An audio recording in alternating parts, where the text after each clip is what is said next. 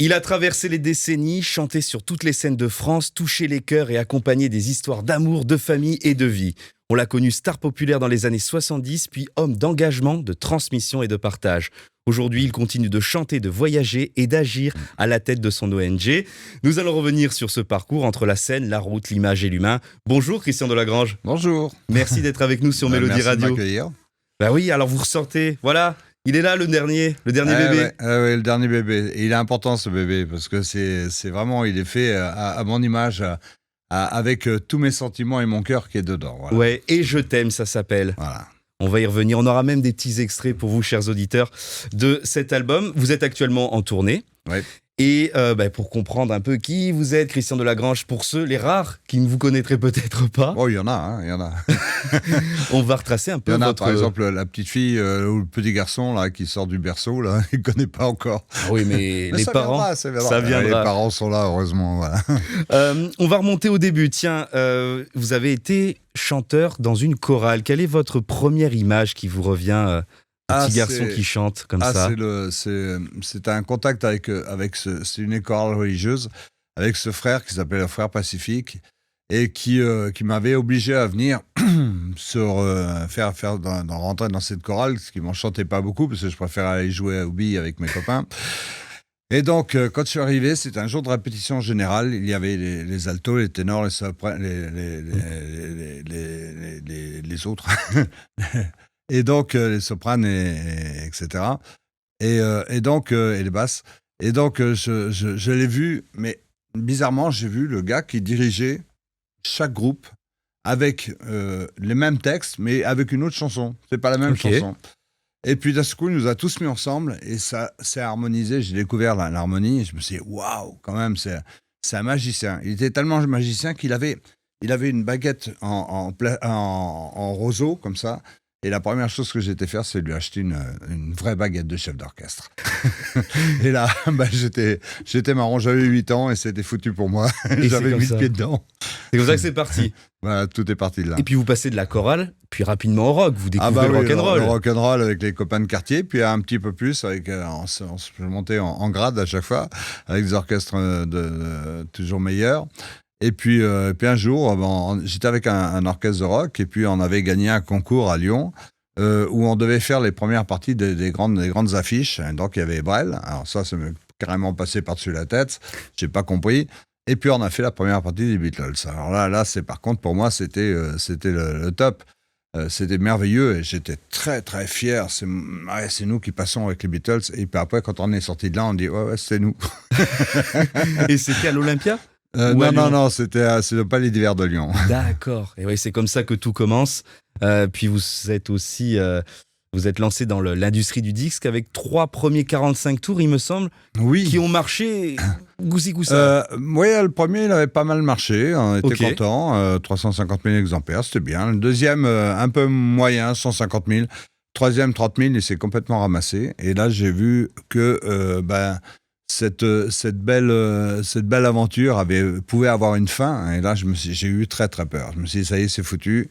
Je vais retourner dans mes orchestres de bal.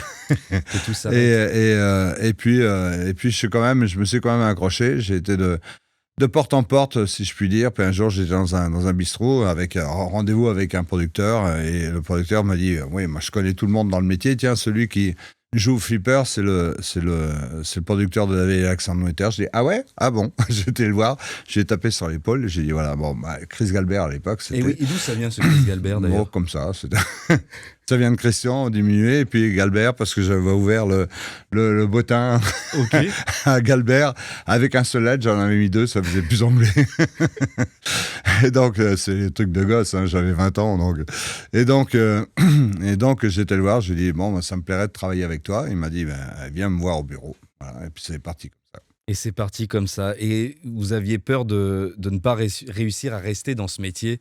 Vous aviez eu envie d'abandonner ou pas du tout? C'était la chanson, vous l'aviez choisi, vous allez faire ce métier? Oui, non, pas tout de suite. Ça a été à l'époque du disco, quand le disco est arrivé. Là, ça m'a fait peur. Là, j'ai vraiment eu peur. Mais avant, non, j'y croyais. J'étais jeune, hein, j'en voulais. Hein, je voulais me battre et puis je me suis battu. Et comment on passe du rock and roll à ça? On va écouter un extrait tout de suite. Moi qui n'étais presque rien sans toi, puis Rosetta, je me sens bien plus heureux qu'un roi. Quand tu viens te serrer contre moi, te blottir dans mes bras. En avant. J'ai envie de te faire l'amour quand vient la nuit, quand vient le jour, de voir sans peur désobéir à ta pudeur. Je voudrais te faire découvrir tous les secrets de tes désirs et voir ton corps m'appartenir jusqu'au délire. Grande Alors- aventure. Ah oui, alors ça a été quand même délicat. Oui, il faut le dire. Faut le dire parce que c'est, en fait, j'avais deux producteurs. Celui que j'avais rencontré qui faisait du flipper, et puis l'autre qui était Léo Missire, qui avait les disques Riviera, qui avait le label Riviera chez Marclay.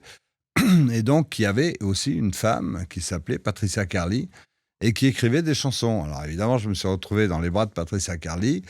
Et quand elle m'a fait écouter ça, c'était pas vraiment du rock'n'roll. J'ai fait un peu la tête. Et elle m'a dit, tu sais, si ça te plaît pas, on peut changer de prénom. On peut l'appeler Patricia. Patricia Carly, qui était la femme de mon coproducteur. J'ai envie de te faire l'amour, quand vient la nuit, quand vient le jour. Non, on est mal barré là. Non, c'est original, Rosetta, mais c'est vraiment très très bien. Franchement, c'est très bien. Et puis le jour où on s'est retrouvé en studio, je suis arrivé bras dessous avec Patricia Carly. Au studio, il y avait le chef d'orchestre qui était déjà là, qui en homme galant se dirige vers elle en lui disant « Bonjour ma chère Rosetta ». Et là, je me suis littéralement écroulé. Et elle s'est retournée vers moi avec un sourire malicieux. Elle m'a dit « tu sais, mon vrai prénom, c'est Rosetta ». Voilà, ça a commencé comme ça. Et ça a pris. Ça a pris tout de suite. Ça a pris. Alors, je me suis dit, bon, le deuxième, là, on va passer au rock'n'roll. Cette fois-ci, ça va pas rigoler. Ouais. Et puis, c'était Sandro Schissel. Et là, je me suis dit, mais je recevais plein de courriers de gens qui étaient. Il y avait des gens très heureux, il y avait des gens malheureux, il y avait des gens des dames qui tombaient enceintes à cause de la chanson, paraît-il. Et donc. Et je suis tombé sur une lettre d'un type qui était en prison, oui, et qui semblait être très malheureux. Et il me disait, le seul moment que j'ai avec ma femme, c'est quand ta chanson passe à la radio, c'est là où on communie tous les deux. Et je me suis dit, c'est émouvant, c'est chouette quand même. Et c'est là où vous prenez conscience que vos chansons accompagnent des vies, que ce soit des petites chansons, des petites bleuettes, comme on dit, ça peut permettre à des gens de rêver, de se retrouver et de partager. Ouais. Et après Rosetta, là, vous sentez aussi que ça commence à prendre. Là, oui, fort. Là, Sandro Schissel, ça marche fort. Oui. Enfin, j'arrivais peut-être à ce que je voulais, c'est-à-dire chanter vraiment sur scène et tout. Ça, c'est le début, la magie des années 70. Tout à fait. Où vous passiez d'un concert, je dis un exemple, à Lille, puis le lendemain à Aix. Comment on arrive à tenir le rythme quand on est comme ça, sur les routes à longueur de temps? C'est compliqué parce qu'à l'époque, c'est vrai qu'on faisait tout en voiture. Hein, il y avait très peu d'autoroutes. Après, j'ai tout fait. Je faisais beaucoup en avion. J'ai appris à piloter, donc ça m'a permis de faire pas mal de déplacements en avion, ce qui était assez sympa quand même. Bah ouais. Et puis. Je me suis retrouvé un jour, je me souviens, j'étais en soirée à la place de la Comédie à Montpellier, et le lendemain, je devais être à Valenciennes. Et l'inverse avec Mike Brand, qui lui était à Valenciennes, et le lendemain devait être place de la Comédie. Et je me souviens, on s'était appelé, on s'était dit, bon, allez, moi, tes techniciens restent sur place, les miens aussi, on va juste échanger notre matériel comme ça. Et ça a commencé par une amitié très sympa. Et vous passiez donc on l'a dit, de scène en scène, et vous aviez, je crois, votre propre sono. Vous étiez acheté un ampli ou qu'est-ce que... Non, alors, on avait tous nos propres sonos. C'est incroyable. Ouais, il n'y avait pas de société de sonorisation à l'époque. On devait acheter notre matériel, donc on avait le gros camion avec le matériel. On avait le petit minibus pour les musiciens, et puis nous, on se déplaçait en voiture, quoi. En l'occurrence. Et ça coûtait une fortune, il me semble. Oui, ça revenait assez cher. Oui, D'ailleurs, c'était assez amusant parce que à l'époque, j'avais un producteur qui prenait 50% de ce que je gagnais. Mais sauf que c'est moi qui payais tout le matériel, donc c'était plutôt lui qui avait 60 et moi 40. Ouais, bon, enfin, bon, ça, c'est une époque révolue, une époque ancienne, et puis à l'époque de Johnny Stark, etc., tous les gars qui se gavaient sur les artistes. Et puis, on avait besoin d'eux, hein, parce que sans eux, on n'était pas grand-chose non plus, hein, donc il fallait accepter. Et quels souvenirs vous gardez, je pense à cela, des émissions de variété que vous aviez pu faire, incalculable, qu'on diffuse sur Mélodie Télé aussi. Les fameux Guilux, c'est merveilleux. C'est d'autant merveilleux que c'était avec des vrais musiciens. Ça, c'est vraiment génial. Pierre Porte, c'est ça hein? Chez Guilux, c'était qui? Pierre Porte Non, il y avait... Caravelli Non, je me souviens plus des prénoms. Raymond Lefebvre. Raymond Lefebvre, voilà, c'est surtout Raymond Lefebvre. Et puis Raymond Lefebvre qui était... c'était merveilleux de travailler avec lui, avec sa petite barbichette, je me souviens. Bon, et c'était un gars fabuleux. Et il y avait les vrais musiciens, avec les violons, les cuivres, il y avait tout ce qu'on voulait, la rythmique et tout. Et il fallait chanter, il fallait pas faire semblant. Il n'y avait aucun playback. Il n'y avait pas de playback à l'époque. Et ça, c'était merveilleux. Ça, c'est une belle époque. Devant combien de millions, des dizaines de millions de téléspectateurs? Il y avait 2 ou 3 chaînes à l'époque, donc c'était vite fait. Hein. Ça a commencé en noir et blanc. Mes premières télés étaient en noir et blanc. Ça a continué en couleur, et là, il y avait 3 chaînes à ce moment-là. Mais ce qui était merveilleux, c'est qu'on faisait une télé, tout le monde vous voyait pratiquement, quoi. Et vous vous souvenez de votre première télé, justement, ou... Alors, je ne sais pas si c'est pas la première télé que j'ai eue, c'est avec Daniel Gilbert, je crois, à midi première, voilà. Et c'était superbe à chaque fois, c'était un régal. Un trac de fou ou pas? Oui. Ah ouais, c'est normal. Non, c'est pas, on peut pas se dire non, tout va bien. Non, on avait le trac. J'avais le trac. En plus, j'étais quelqu'un de très timide. J'ai eu une éducation très rigoureuse. Avec mon père, on n'avait pas le droit de parler à table et tout ça, il fallait lever le doigt pour parler. C'était l'époque où les parents vissaient vraiment. Et je me suis retrouvé dans le métier un peu timide et je n'osais pas parler, quoi. Je veux dire, je ne savais pas comment m'y prendre et j'avais le trac. Vous aviez le trac. On va s'écouter un petit extrait de Sans toi, je suis seul. La chanson qui a accompagné, vous racontez l'anecdote tout à l'heure, le monsieur dans sa prison, et puis nos auditeurs nous la demandent souvent, donc on s'en fait un petit extrait. Merveilleux. Alors ne pleure pas, pardonne-moi, ce sera la dernière fois. Sans toi, je suis seul. Sans toi, mon amour, la vie ne signifie plus rien. À quoi servent les nuits? À quoi servent les jours? Ah, quelle puissance! Oui, bah ça va, je m'en sors encore assez bien, j'ai beaucoup de chance. En fait, ça se passe bien, ma voix se conserve parce que je chante énormément. D'accord. Donc je chante dans des grands trucs, dans des petits trucs. Peu importe, ce qui est important, c'est de chanter, c'est un muscle, c'est comme quand on va dans une salle de sport. Le jour où on s'arrête, tout fond et la voix se fond de la même façon.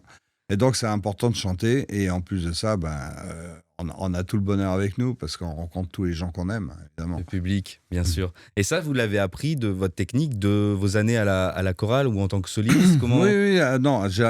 Oui, si on veut.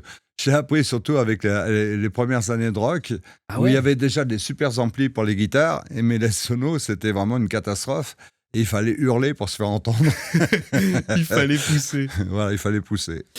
Quand on vous entend, on peut faire que le rapprochement avec votre ami Mac Brandt. Oui. Comment vous êtes rencontrés tous les deux? On s'est rencontrés beaucoup dans le sud. Il y avait un endroit, un hôtel à Montpellier où tout le monde descendait un petit peu, qui s'appelait Rega News. Et puis, on se rencontrait là, on se rencontrait sur les plateaux de télé. Aussi, on se rencontrait. On a fait 2 émissions, je crois, ensemble. Et puis après, on se rencontrait dans les spectacles, on se croisait, on s'appelait au téléphone. Puis voilà. Et puis vous avez partagé un bout de route artistique, entre guillemets, avec lui.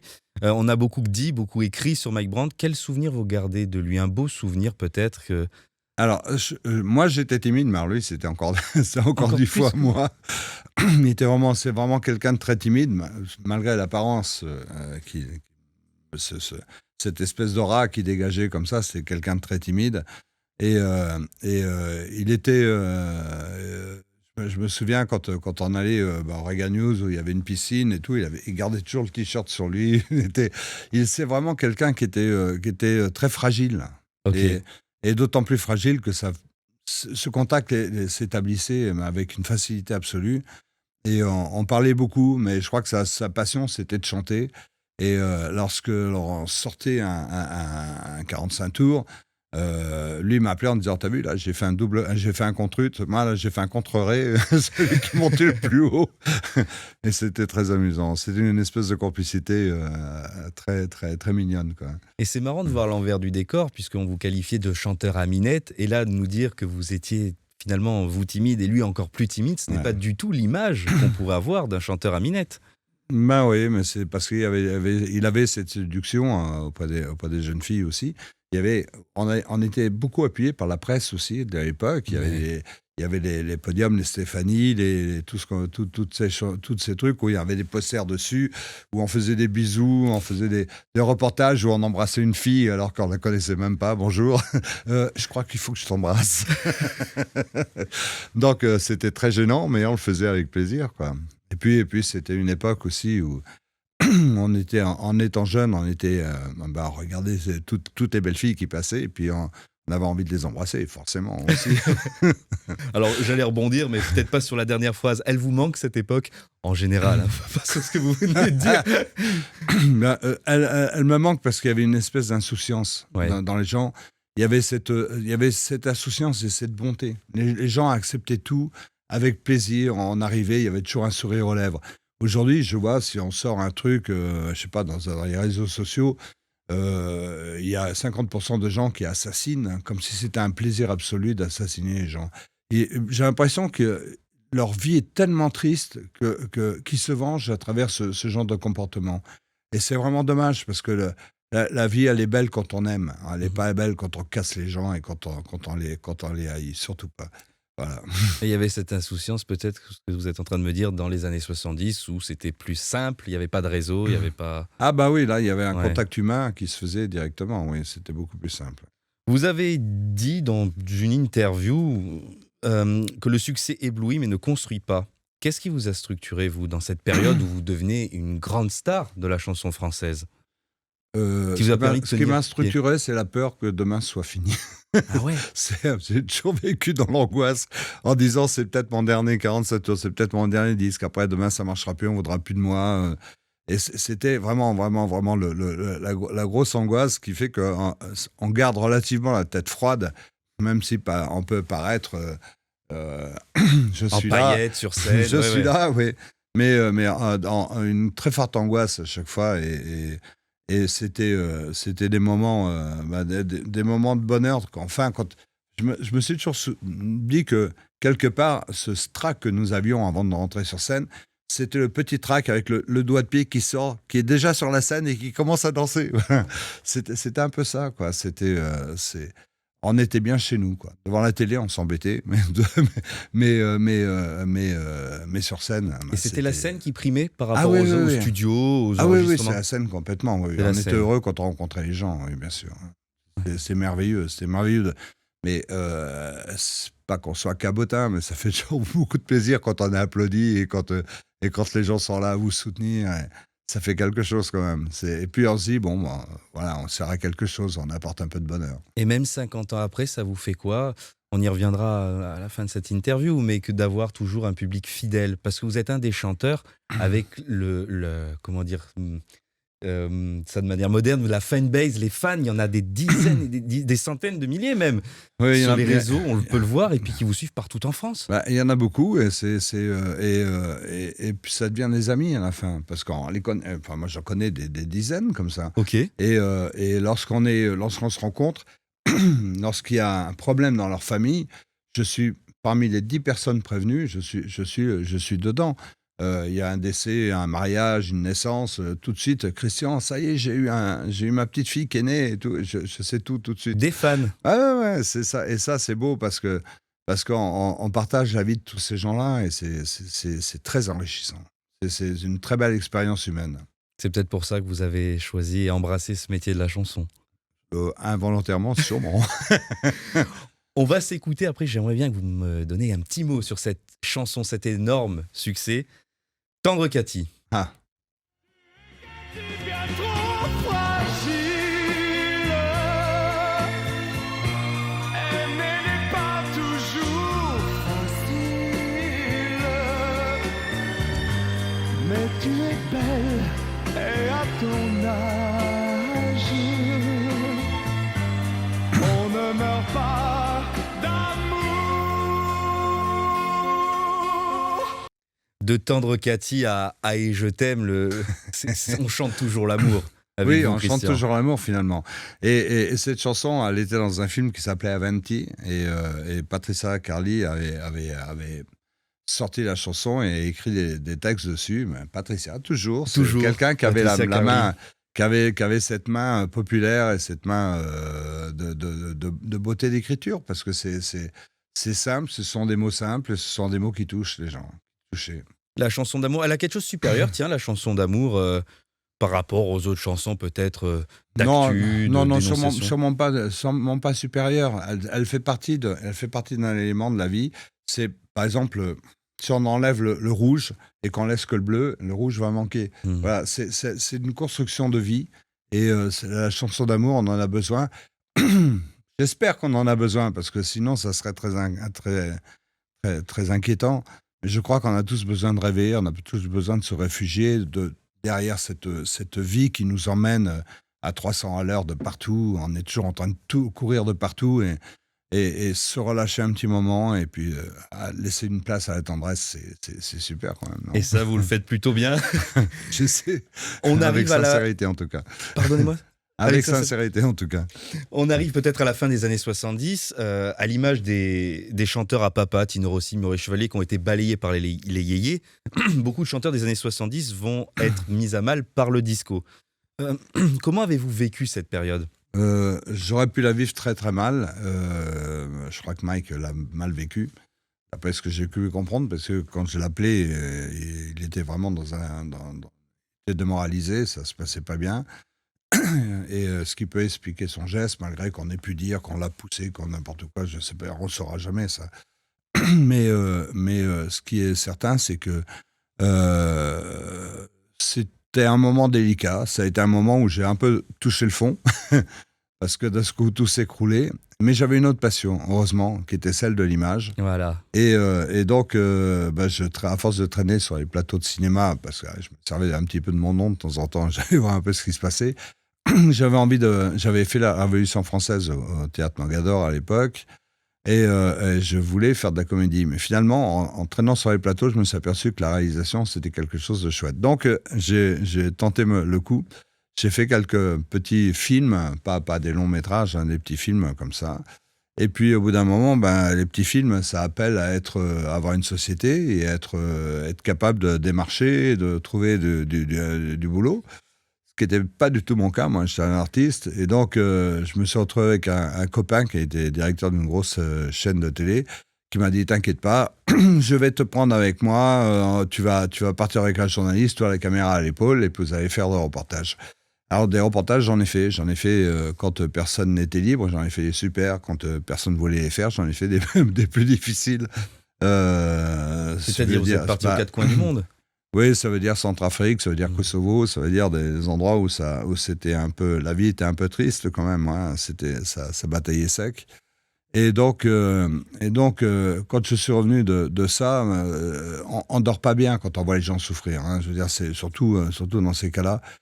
Et j'ai eu envie de faire quelque chose, et c'est là où j'ai glissé un petit peu sur l'humanitaire, en me disant, bon, je vais essayer de faire quelque chose de constructif qui va me guérir des cauchemars que je peux faire. Ouais. Voilà. Pendant ces moments-là, vous êtes très loin des paillettes, de la scène. Est-ce que vous avez pensé à remonter ? Est-ce qu'elle vous manquait, cette scène, ce public ? Même si vous voyez d'autres choses peut-être plus fortes avec le malheur des gens. Oui, c'est marrant, il y a quelques temps, j'y ai pensé encore. J'avais fait un clip pour Stéphanie Monaco, Ouais. à l'île Maurice, et je me souviens encore en train de chanter devant elle, avec toute l'équipe de tournage, avec un mini-cassette sur la plage, et moi, sans micro, bien sûr, comme ça, à faire un petit mini-récital pour toute l'équipe. Donc, vraiment, ça me manquait vraiment. Quand on m'a demandé de le faire, j'ai dit oui tout de suite. C'est vrai que ça me manquait terriblement. Et puis, il y a eu une époque où j'ai rencontré un noir, un monsieur qui dans une salle de spectacle, j'en faisais encore un petit peu de temps en temps, qui était pas très loin d'ici d'ailleurs, je crois que c'était à Tourcoing ou Roubaix. Et ce monsieur vient me voir, il est habillé avec un boubou, il vient me voir et il me dit tiens, regarde alors, cette petite poupée de la fécondité africaine. Il m'a dit, c'est en 91, 90. Il m'a dit, garde-la précieusement parce qu'elle te portera chance. Et donc, je me dis, waouh, c'est la même poupée que j'avais perdue. Je l'avais en or avec une chaîne Cartier à l'époque. Et donc, un jour, en montant mon chien sur le bateau, il m'a arraché la chaîne au fond de l'eau, dans la Méditerranée. Et donc, je me suis dit, c'est merveilleux, c'est un cadeau. Je dis, c'est de la ferraille, d'accord, mais c'est un cadeau que tu me fais. Reste là, je vais te payer un coup à boire. Je suis revenu faire une chanson, c'était une fausse sortie, donc je suis revenu faire une chanson de rappel. Et quand je suis descendu derrière, j'ai cherché cet homme et je ne l'ai pas vu. Et donc j'ai dit, vous n'avez pas vu un monsieur en noir avec un boubou? Non. Si, un boubou jaune, avec des manches courtes, en plein hiver, avec des manches courtes. Et là, il m'a dit, il faut arrêter de fumer la moquette parce que ça ne va pas le faire. Et je ne l'ai jamais revu. Mais du jour où il est passé dans ma vie, tout s'est arrangé et je me suis remis à chanter, je me suis remis à faire des spectacles. C'est incroyable, hein, il y a des histoires. Donc, on peut ne pas y croire, hein, mais moi, je l'aime et elle me protège depuis 90. Ça fait 25 ans qu'elle me protège, 35 ans qu'elle me protège. Et donc, elle vous protège depuis 90 et c'est là 35 ans de fidélité. 35 ans. À cette, vous avez appelé ça comment? Ah, c'est la poupée de la fécondité. Ah, la poupée de la fécondité. Africaine de la fécondité. Ouais. Et donc, j'ai toujours gardé sur moi. Et ce monsieur, vous ne l'avez jamais revu? Jamais. Et personne ne l'a vu. C'est ça le pire. C'est qu'à chaque fois, je demandais aux gens autour de moi, mais vous avez vu un noir là qui vendait des trucs, qui devait vendre sûrement des trucs, vous n'avez pas... Non, je n'ai pas vu. Personne n'avait vu. Mais avec des cheveux en jaune, un boubou jaune avec une manche courte en hiver, tu sais, au mois de décembre, au janvier, je ne sais plus. Mais ça va pas, non? T'es fou, quoi. Non, j'étais pas fou, je l'avais vu. La preuve, je l'avais dans la main. C'est à cette période, d'ailleurs, où vous revenez avec un clip, je crois, dans un avion de chasse, un Mirage 2000. Oui, après, Revenir, c'est ça? Ouais. C'est la chanson qui s'appelle Revenir. J'avais eu de la chance parce que j'avais des amis qui travaillaient chez Dassault. J'avais des amis qui étaient passionnés par l'aviation, donc j'avais des amis qui étaient à l'armée de l'air aussi. J'avais demandé à faire ce clip, à déposer le scénar et tout, et l'armée de l'air ne m'était pas du tout intéressée, et j'avais cette équipe de chez Dassault qui me dit ouais, nous on va le faire. C'est pour ça que j'ai une combinaison orange, une combinaison de pilote d'essai, hein, en l'occurrence, au lieu d'une combinaison verte comme ça aurait dû être. Mais j'ai eu la chance de tourner ça. C'était vraiment un truc impossible à tourner normalement. Et donc l'amitié était là déjà aussi. Il y avait des gens qui m'ont apporté leur soutien et leur amitié pour que je puisse le faire. Et comment vous êtes passé de l'image à revenir à la chanson, ce qui est l'étape peut-être la plus dure de votre carrière finalement? Non, il y a un moment donné où l'appel du public était tellement importante que j'ai tout de suite oublié l'image et je suis revenu vers les gens chanter et enregistrer et chanter. Et puis il y a eu cette époque aussi merveilleuse des compilations. Donc oui. C'est un jour quelqu'un m'a appelé de Belgique, qui était le patron de BMG Ariola, et qui me dit je voudrais savoir qui s'occupe des... Et moi je venais de racheter mes droits. Je dis moi. Et donc, parce qu'on voudrait faire une compilation. Je dis, c'est quoi ça? Un CD avec vos chansons dessus. Ah ouais, mes enfants, ils auront un CD. Ça venait de sortir, les CD, à l'époque aussi, quoi. Ah, ça va être classe, quoi. Peut-être personne n'écoutera, mais eux, ils l'auront au moins. Et en fait, non, ça a beaucoup vendu. On en a vendu énormément. Et donc, qui dit vente, dit appel... vous êtes libre pour telle date pour un spectacle. Ouais, c'est puis promo, puis... voilà. Et oui, puis ça marque le grand retour dans les années 90. La première fois que vous êtes remonté sur scène, véritablement, ça vous a fait quelque chose? Qu'est-ce qui s'est passé? J'avais jamais vraiment arrêté de la scène. Hein. Je veux dire, c'était peut-être tous les mois, je chantais une fois par mois, mais je chantais quand même. Donc c'était essentiel. Mais devant 30 personnes, Mm. Mais bon, je chantais, c'est important. Et puis, bon, petit à petit, de 30, on est passé à 100, 200, 300. Voilà. Et puis, il y a eu un coup de pouce qui a été vachement sympa aussi, c'était la tournée H tendre. Eh oui. Là, on était toute une bande de chanteurs de l'époque des années 70. C'est Michel Alguet. Voilà, et qui d'un seul coup se retrouvaient avec 4 000, 5 000, 6 000, 8 000 personnes à Lyon, par exemple. Hein, et chose qu'on n'aurait jamais pu faire tout seul. Mm.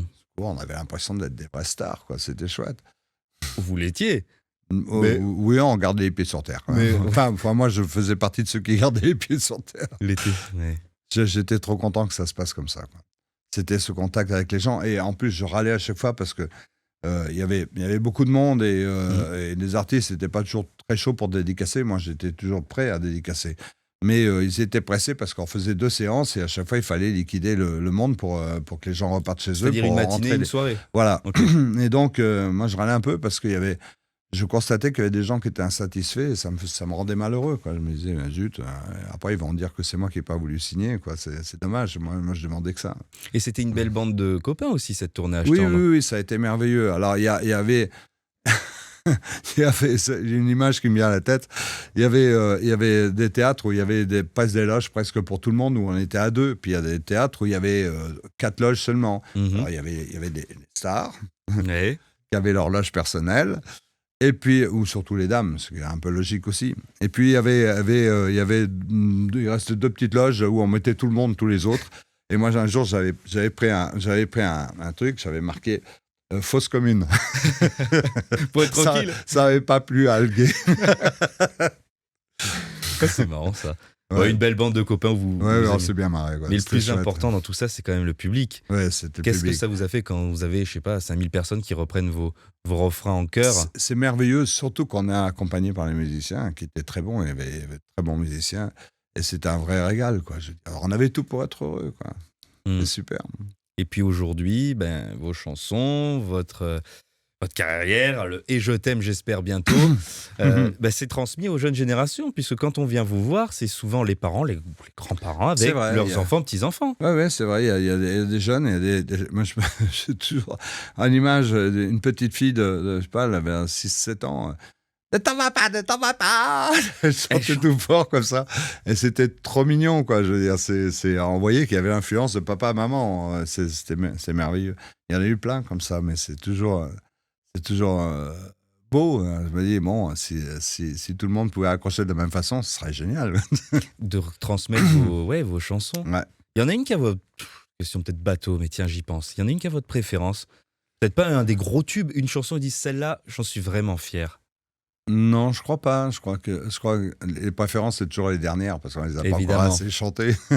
Non, mais il y a des chansons, il y a les grands succès et des chansons qui font lever les gens et à qui ça plaît vraiment, qui fait plaisir, des Santosh Chussal, des Rosetta, des Tendre Cathy, des Premières filles, premières femmes, etc., etc.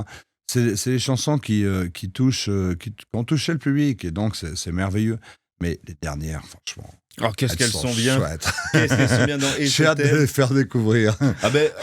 On se fait un petit extrait maintenant? Allez, on s'en fait un maintenant. Et je t'aime, ma douceur, et je t'aime sur ma vie, mon honneur. Et je t'aime, ma douceur, et je t'aime, une histoire sans douleur. La vie à la mort, aux confins des Açores, je t'emmène et je t'aime. Et je t'aime. Voilà, mais il faut le dire. Il faut pas avoir peur de le dire. C'est important, c'est un mot important. C'est un mot qui fleurit la vie, voilà, qui colore la vie. Le je t'aime est très, très, très, très important. Bien plus important que les conneries qu'on met sur les portes des loges. Sur les portes des loges notamment, mais dans les réseaux sociaux aussi. Voilà. Dans cet album d'Or et de Cristal et Je t'aime, mon ami, un peu d'amour. On va y revenir juste après. J'aimerais qu'on évoque aussi ce qui fait de vous l'un des chanteurs les plus appréciés, c'est votre engagement aussi humanitaire. Ouais. C'est en 2007 que vous fondez l'AHI, l'Assistance Humanitaire Internationale. Ouais. pourquoi pourquoi ce pas-là, vous avez évoqué parce que vous avez vu des zones de guerre, des zones de Oui, tristesse. Quel a été le moment décisif où vous vous êtes dit, là, j'y vais, je veux faire quelque chose? Alors, c'est passé d'humanitaire. en deux étapes. Déjà, j'ai commencé sur une autre ONG j'étais responsable de ma région, mais qui avait tendance un petit peu à se payer de beaux repas, des voyages, des machins, des trucs comme ça. Et ça me dérange énormément. Et donc, moi, je me suis dit, c'est pas ça l'humanitaire. L'humanitaire, c'est quand on a 2 euros, c'est pour que ça aille aider les gens et pas pour se payer un voyage. Et donc, je suis parti de là. Et en 2007, j'ai pris une bande de copains.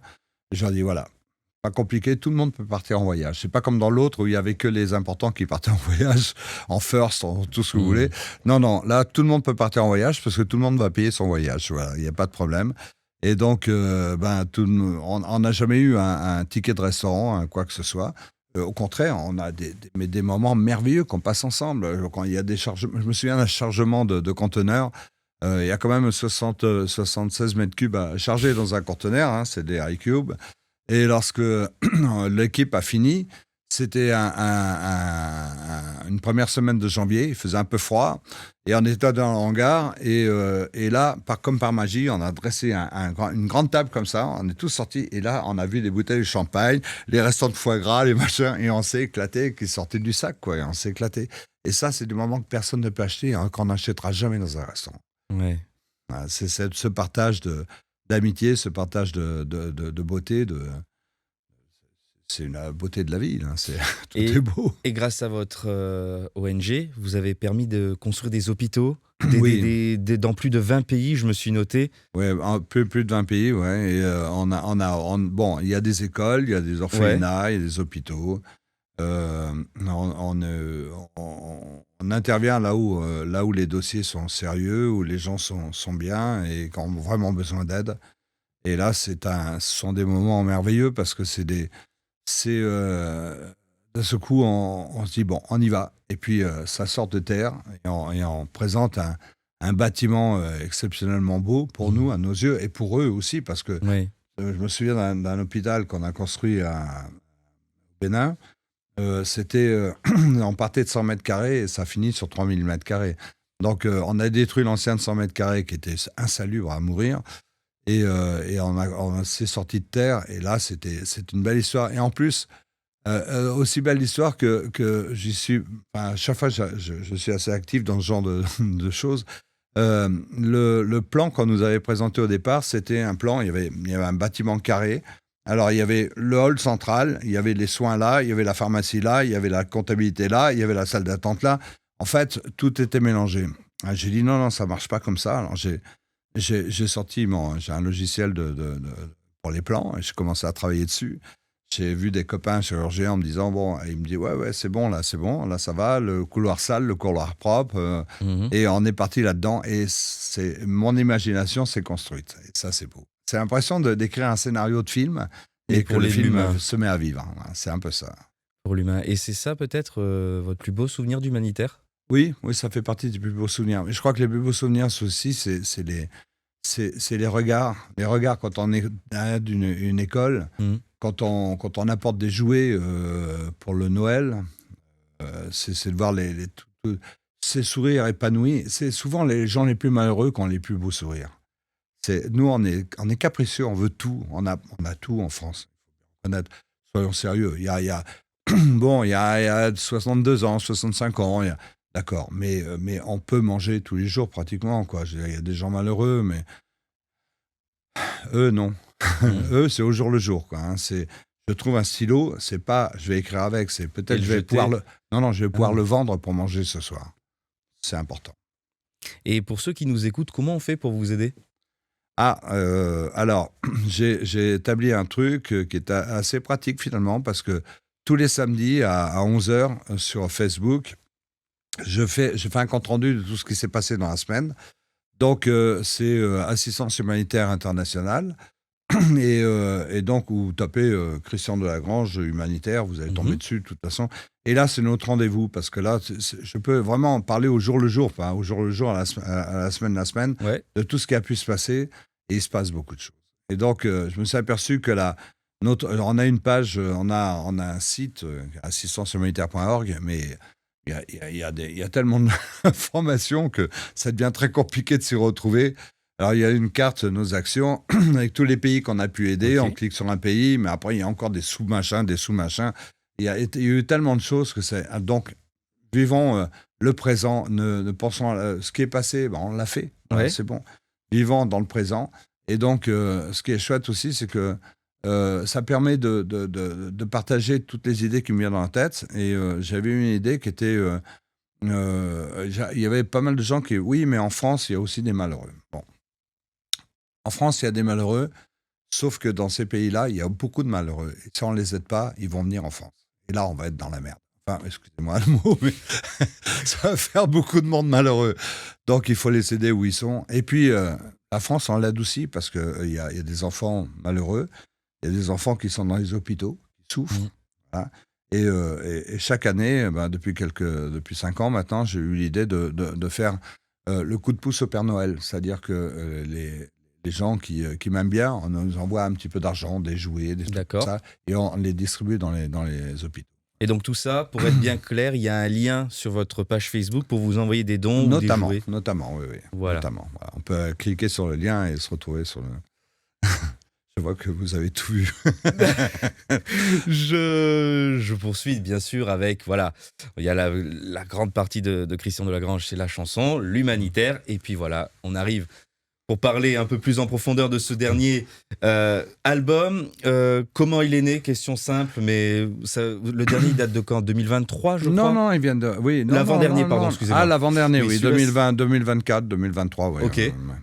Mais celui-là, celui-là, il est né d'une rencontre avec un musicien qui s'appelle Alain Doporidis et qui m'a un jour m'a dit, mais tiens, j'ai peut-être des chansons pour toi. Et il me les a fait écouter.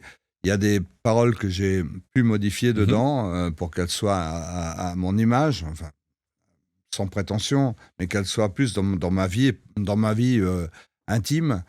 Et puis d'autres chansons où il n'y avait pas encore de paroles, où j'ai pu écrire avec une amie, une châtelaine qui est dans le midi de la France, là-bas, Francine, et que je salue au passage, et donc on a écrit des paroles qui me touchaient beaucoup, et je venais notamment de perdre un petit chat qui avait 17 ans. Et c'est pas le premier animal que je perdais, évidemment, et à chaque fois c'est très douloureux. Et je me suis dit que peut-être on pourrait faire une chanson qui parle d'eux. Et cette chanson s'appelle Mon ami. Et c'est un hommage qu'on rend à tous ces enfants, tous ces amis, tous ces enfants à quatre pattes que nous avons. je crois que vous me l'aviez envoyé aussi, une belle chanson. Oui, je l'ai envoyé aussi. Vous avez, vous sortez un nouvel album. Est-ce que vos chansons, aujourd'hui, elles sont différentes de celles des années 70? Ou vous gardez peut-être une même trame? Elles ne sont pas différentes dans la mesure où on parle toujours de l'amour des gens, de l'amour entre couples, de l'amour de l'amitié, ou de l'amour des animaux aussi, en l'occurrence. Mais ça parle toujours de ces sentiments positifs. Et c'est la seule différence qu'il y a peut-être, parce que après les textes ont évolué aussi, on est peut-être un peu plus profond sur certains textes, et ça m'amuse parce que quand on a écrit ces chansons, on a enregistré, et j'avais toujours un ami près de moi à qui la chanson allait. Il y en a un qui s'est fait larguer par sa femme, c'est pour lui celle-là, et ainsi de suite. Et cette chanson était pour moi aussi. Et donc ça parle de ma vie aussi. Vous, ouais. Ça parle de ma vie aussi. Le petit chat aussi parle de ma vie. Il y a plein de chansons qui parlent de ma vie et qui parlent aussi de la vie de tout le monde, parce que on éprouve tous les mêmes sentiments. Enfin, j'espère. Mais vous avez totalement raison. Et d'ailleurs, c'est pour ça que cet album s'arrache. J'ai vu sur votre Facebook, les gens le demandent, donc on peut le trouver où? Alors, actuellement, il est sur Amazon. On Ok. peut le trouver sur Amazon. On peut le trouver aussi en spectacle. Des maisons de disques, actuellement, ce qui m'a dérangé, c'est ce côté... dès qu'on est dans une maison de disques, on les met sur... Dans les bacs? Non, pas dans les bacs, il y en a de moins en moins, mais sur Spotify, etc. Et en fait, on s'aperçoit que il y a plus Moi, je suis attaché à ce contact physique, parce qu'il y a des photos dedans, il y a un livret, il y a des trucs. Et puis je me souviens, quand j'étais môme, que j'écoutais des chanteurs, j'ai regardé les photos, j'avais l'impression que j'étais au milieu d'eux. C'était magique. Et le perdre, c'est dommage, Et c'est peut-être pour ça que le vinyle revient finalement aujourd'hui. sûrement. Plus en plus de personnes. Christian, pour conclure, voilà, je me suis noté quelques petites questions. Quand vous êtes sur scène, par exemple, aujourd'hui, qu'est-ce qui vous émeut encore? Si j'ai le malheur de trop écouter mes paroles, il y a des paroles qui m'aiment énormément. C'est-à-dire il y a des fois, par exemple, celle de mon ami, quoi. Je veux dire, au début, quand j'ai chanté, j'avais du mal à retenir ma larme parce que c'était vraiment, Ouais. c'est vraiment du vécu, quoi. Et puis il y a il y a la beauté de l'amour aussi, qui émeut aussi énormément. Je me souviens aussi d'une, d'un retour à la chanson qui avait été fait au Casino de Paris. Et à la fin, j'avais une chanson qui terminait, où je remerciais les gens. Et je me vois encore, ça avait été filmé, je me vois encore en train de sortir. Il y avait l'émotion qui était là, parce que j'étais tellement heureux d'avoir repartagé encore avec du public ces trucs-là, quoi. Il y a des choses. On a plein d'occasions d'avoir de l'émotion sur scène. Sur scène, et des fois, quand on regarde les gens aussi, on lit. Et oui, On vous lit le dans les rendez. regards, on lit tellement de choses dans les regards que ça, des fois, ça touche, quoi. Ça touche. On peut pas rester indifférent. Une fidélité qui vous est consacrée par votre public depuis les années 70. C'est pas mal. Oui, Pas mal. pas mal. Si vous deviez, par exemple, vous adresser au chanteur de Rosetta, au Christian Delagrange qui commence à exploser, vous lui diriez quoi aujourd'hui? Vas-y, petit gars, bouge-toi un peu plus, peut-être. Un peu moins peur, sois un peu moins timide, bouge-toi un peu plus, vis un peu plus au milieu des gens du showbiz. Peut-être que tu auras plus de chance. Moi, non, j'étais assez retiré de tout ça. Et j'ai toujours été assez retiré. Et puis, quand j'ai commencé à être un petit peu à l'aise financièrement, je me suis surtout intéressé à l'aviation, presque plus qu'à la chanson. Ah oui. J'étais passionné par ça. J'avais des copains qui étaient Air Inter, Air France à l'époque. Et je voulais devenir pilote. Puis à 35 ans, quand est arrivé le disco, j'avais 35 ans. Je me suis dit, bon, allez, je laisse tomber, je vais devenir pilote. Et puis mes copains d'Air France me disaient, t'es fou, quoi. Il y a du chômage à tout va dans les pilotes. 5 ans après, ils allaient en chercher partout, ils allaient recruter dans tous les autres pays à côté. Mais là, et là, je me suis dit, bon, ils ont raison, quoi. C'est pas le moment. Bon, on va faire de l'image. Et vous avez encore votre PPL, votre avion? Vous volez encore? Non, j'ai laissé tomber ça, parce que Ok. c'est à un moment donné où financièrement ça coûtait très cher, Ouais. quand même.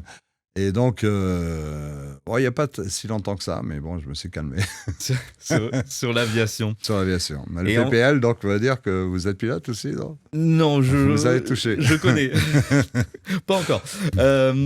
Si vous devriez résumer votre carrière, vous diriez quoi finalement à votre public? Un grand merci, parce que j'ai été heureux grâce à eux. C'est vraiment eux qui m'ont apporté Hmm. ce bonheur de vivre. Et c'est eux qui me font vivre encore. Je veux dire, c'est quelque chose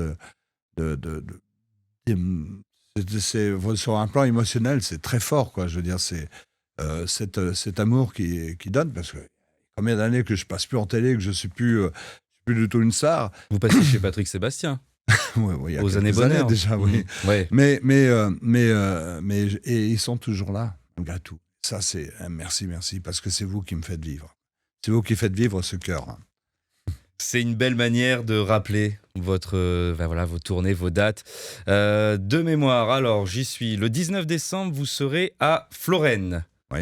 Florène le 21 décembre à Waterloo, donc vous revenez, Oui. dans le Nord.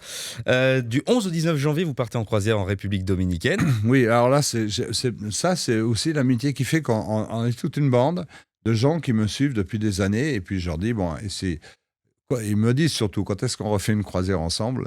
Donc c'est l'occasion de repartager. Il y a 40 personnes qui partent avec moi, et on va partager ces moments Je limite à 40, parce que je veux être à eux.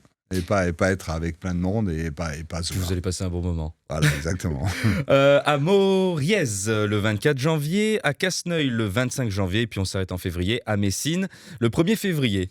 Je rappelle, voilà, il est là. Est-ce qu'on le voit bien à la caméra? Oui, le nouvel album de Christian Delagrange.